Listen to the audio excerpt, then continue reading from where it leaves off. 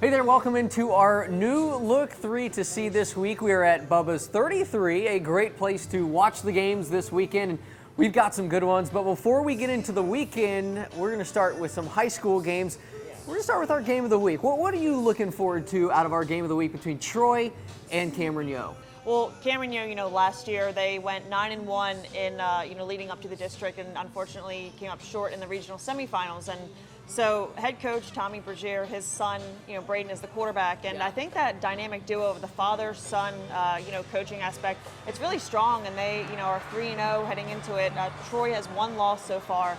But I'm definitely, it could be potentially a shootout. You never know. But I'm looking forward to seeing the Yo men, potentially, hopefully for them, just have a great game and, continue that battle back to the playoffs. Because like I was saying, having a father-son duo type thing, that's a kind of a rare thing, especially in high school football. Yeah, it really is cool. And I know that Yo defense is going to have their hands full with Zach Hrabacek there at Troy. He's a dynamic runner and one that's going to be certainly a lot of fun to watch on Friday night. And speaking of dynamic, I'm going out to Gatesville for this one.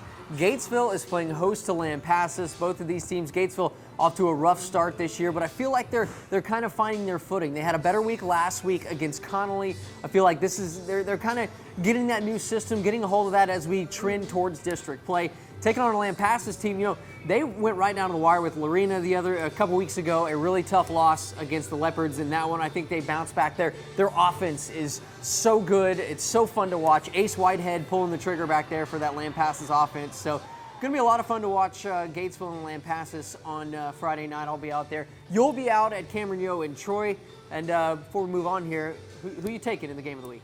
I am going to go with the home team in Cameron. I think that they will, maybe win by, between like 7 to 14 points, a score and a half or so. I just think that this is their season to, have a deep run. So I am, I think Troy's just as talented, very talented as well. But, I think Cameron Yo, that home crowd, they get pretty rowdy and excited. So I'm taking the Yo men. Yeah, you get that 3 next to your name for a reason, certainly. I'm going to go with Lampasas in mine. I think the Badgers just too strong. Coming up tomorrow on a Friday night. So certainly going to be a fun night. Fox 44 Friday Night Football Fever from 10 to 10:30. We'll be all over the place. A lot of fun to watch. And then on Saturday, of course, right here in Waco, got a big game. You're talking about a big game up in Jerry World this week. What are you looking forward to? Yes. So Texas A&M, they're taking on Arkansas in their second, conference matchup. And I'm looking forward to the Aggies finally getting things going on offense. Out of their 2 losses in the first 3 quarters, they've not scored a touchdown, only scored 3 points in the first half.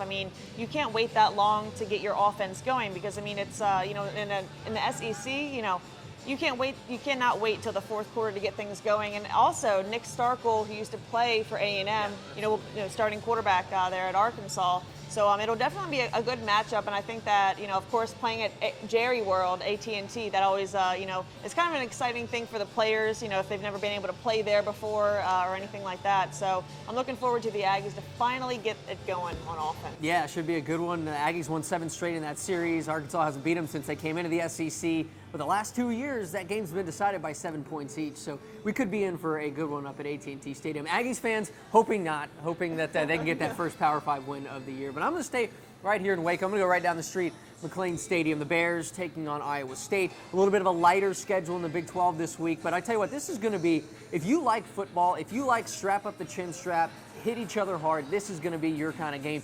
Because we talk about Matt Rule, we talk about Matt Campbell, they talk about the process, and you're going to see 2 identical teams on the field. They want to play the way the other team plays. They want to limit mistakes, they want to hit you hard, they want to play defense, and then take the big plays when they're there. Both of these teams are capable of it. I think, there was a lot of talk coming into the year about Big 12 quarterbacks, and I think Charlie Brewer and Brock Purdy both kind of got cast aside in that. I think these are tremendous playmakers that can really make things happen when things do start to break down.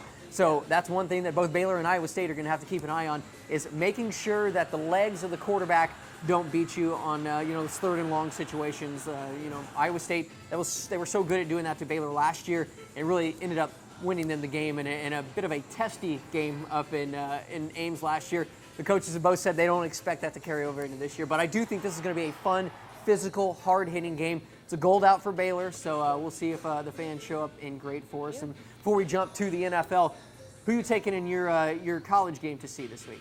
I'm going to be taking Texas A&M. I think that, after losing their starting running back, after in the Clemson game, I think it's just taking a little bit of time to get their mojo going on offense. But I'm taking the Aggies, and I think it's maybe they'll win by 7 or so. I think it's still going to be a close game, about winning within around 7 points or so. But I don't think it's all going to come together on all cylinders yet. But taking the Aggies. What about you for the Baylor? I'm going with the Baylor Bears. Iowa State favored in this game by about 3 points. But I do think that Baylor was scared a little bit after what happened at Rice. I think they realized that, hey, we have to take this seriously. It's a game. It's at home. They lost to Iowa State 2 years in a row. So I feel like Matt Rule and the Baylor Bears are going to get it done on Saturday at McLean Stadium. Hopefully in front of a great crowd. It's going to be hot, but I'll be out there. So come out and brave it with me. Or you can come here to Bubba's and watch it on TV. Yeah. That's not a bad idea either. I got a lot of TVs here. It's a nice setup in here for sure. Perfect place to come watch NFL football on Sundays. Let's go there next. What NFL game do you have your eyes on this week? All right, I'm really excited about seeing the Texans play the Panthers. Now, as we know, Cam Newton, his ankle injury, they had Kyle Allen in starting at quarterback, and they beat the Cardinals this past week. Yeah, 4 touchdowns. And so, it'll be interesting to see how the Texans defense reacts to him, because against, the Texans are coming off that nail-biting win against the Chargers, and they had 5 sacks, on Phillip Rivers, 2 by J.J. Watt. And then an interesting thing about the Texans is, they're 2-1, and in all 3 of their games, the winner has come down to the last possession. With the Saints, they kicked the game winner as time expired in their first loss, and then the last 2 times the Texas defense has come up big, stopping the final play, and then Texas get the ball back and you can just kneel it out. But I'm looking forward to that one, because it'll be a real test for the Texans defense to see if they can handle Allen, and kind of a new guy in the NFL a little bit. The former Aggie certainly off to a good start. I know Texans fans would like for this one to be over before the 4th quarter, because it seems like every game this year it's been a nail-biter, probably not good for the Hearts down there in Houston. Yeah, so, yeah. That's going to be a fun one to watch. That'll get you ready for the Sunday night affair. I'm going to New Orleans. Cowboys and Saints. This one is going to be a great game, and a big one for the Cowboys, because you look at this game coming in, Dallas has not played anybody that's worth very much in this league. I mean, you look at the offenses they played. They play Saquon Barkley. It was good, but it was the Eli Manning Giants. So you got Saquon Barkley, and that's it. Yeah. Then they play the Redskins, and they're an absolute joke. If you saw them on Monday night, Case Keenum at quarterback, not a good look. Not great if you're a Redskins fan. You got to wonder when we're going to see Dwayne Haskins out of them. And then, of course, the Miami Dolphins. We all know that's a fire sale there. So I think the Cowboys, maybe like we talked about with Baylor, maybe they kind of got woken up a little bit in that first half. I think that game against Miami maybe gave you just enough coaching tape to say, hey, look, we can't just roll the ball out and play. And I think, it's human nature to let down a little bit when you're playing a lesser team. That's not going to be the case this week. They're going to New Orleans, take on the Saints. There's no Drew Brees, but there's still Alvin Kamara. There's still Mike Thomas. Like, those guys still have an opportunity to change the game.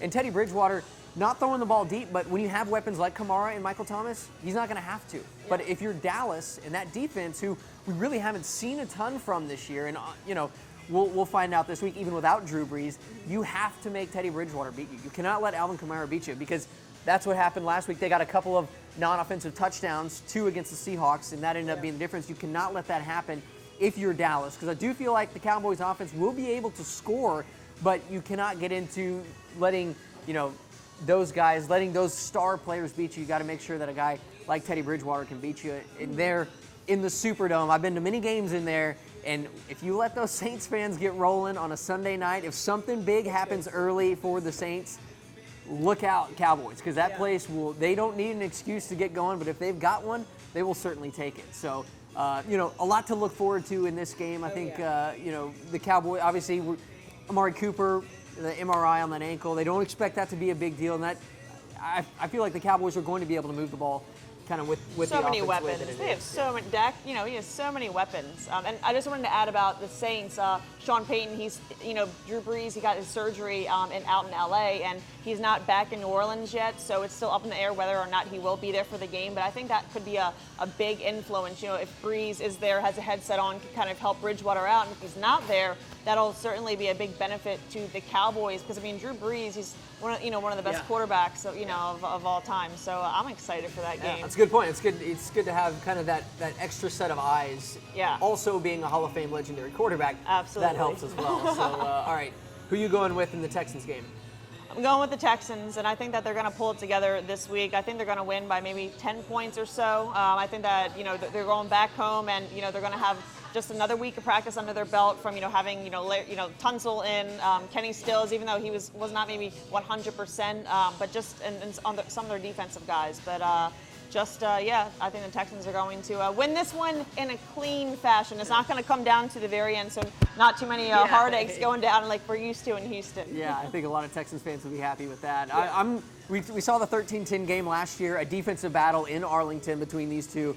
I think it's going to be a shootout. I think Dallas is going to win a shootout. They've got the horses to win a shootout with a team like the Saints down Drew Brees. So normally you don't want to go to New Orleans getting a shootout with the Saints, but I think that's what's going to win it this week. So I'm taking the Cowboys to get a big win, and then maybe we start to figure out just what this team has moving forward. Yeah, so going to be a lot of fun. A great weekend of football on tap. Again, we're here at Bubba's 33. Come here, watch the games throughout the weekend. Lots of TVs, lots of food, lots of drinks. Certainly a lot of fun, and we'll be sure to check in with you next week. This has been 3 to C.